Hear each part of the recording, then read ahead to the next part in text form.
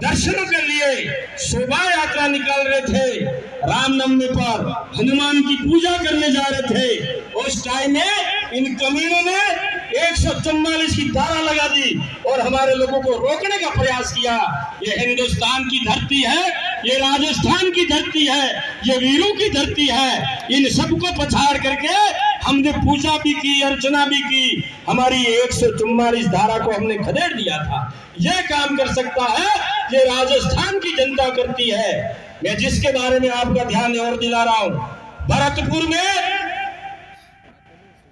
एक ऐसे संत थे जहां पर भगवान कृष्ण का मंदिर था। वहां पर क्रीड़ा स्थली के रूप में जिन्होंने जमीन रोक रखी थी, इन कमीनों ने वहां पर खनन के पट्टे दे दिए और पट्टे आवंटन कर दिए। उस समय पर जो हमारे सेवाराज जी करके एक संत थे, जिन्होंने वहां धरना दिया और धरने के अंदर उन्होंने कहा कि यहाँ पर जो खनन के पट्टे जो हैं इनको निरस्त किए जाए और ये हमारी क्रीड़ा स्थली भूमि जो संतों की है, यहाँ पर हम इनको नहीं करने देंगे। 551 दिन तक वो साधु संत वहां पर धरने पर बैठे रहे। ये गोनी बेरी सरकार ने उनकी सूझबूझ नहीं ली और अंत में हमारे सेवाराज जी ने एक अल्टीमेट दिया सरकार को, 15 दिन के अंदर यदि आपने हमारी साधुओं की बात को नहीं सुनी, मैं आत्महत्या करूंगा। इन लोगों ने नहीं सुना और वो सेवादास जी ने 15 दिन होते ही उनका आत्मदाह कर दिया। तो भी सरकार ने नहीं सुना।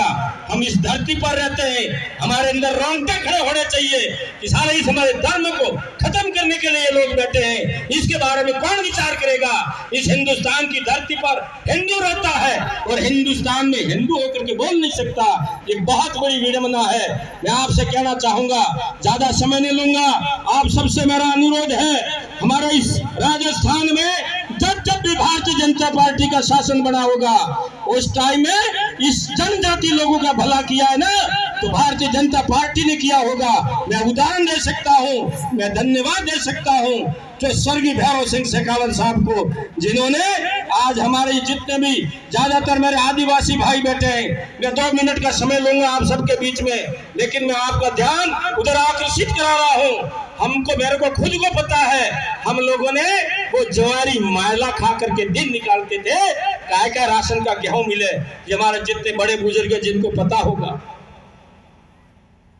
एक हमें सुबह उठ करके राम की माला घुमाते हैं ना, मैं सबको कहता हूं, एक मणिगा भैरव सिंह शेखावत साहब का उस माला के अंदर डालना, ताकि हमारे इस राजस्थान को बीमारू राज्य से ऊपर उठाने का काम किया ना, वो भैरव सिंह शेखावत साहब है, जिन्होंने हमारे गेहूं में काम के बदले अनाज जो दे करके राजस्थान को गेहूं दिलाने का काम किया।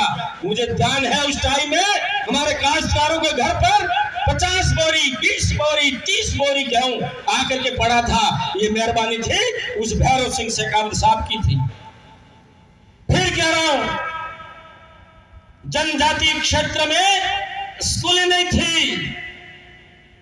धन्यवाद देता हूं उनको, जिन्होंने पूरे राजस्थान में जहां आदिवासी बाहुल्य क्षेत्र था, हर पंचायत मुख्यालय पर 8वीं की स्कूल खोली, मेरी स्कूल खोल करके जनजाति के बच्चे पढ़ लिख करके होशियार हो और वो हमारे सब समाज के बराबर उनकी ऊंचाई हो, ये भाव लेकर के भैरव सिंह शेखावत साहब ने हमारी मिडिल स्कूलें खोली थी।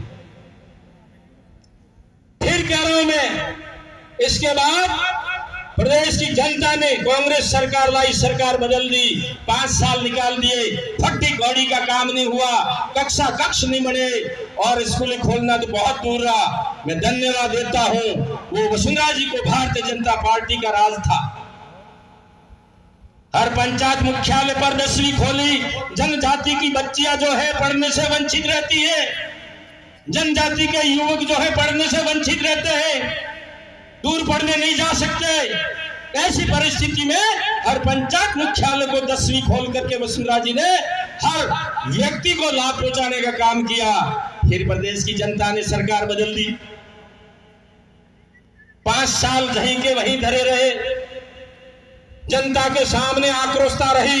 वापस चुनाव हुए, हम 200 में से 163 विधायक जीत करके प्रदेश की जनता ने राजस्थान की सदन में भेजा।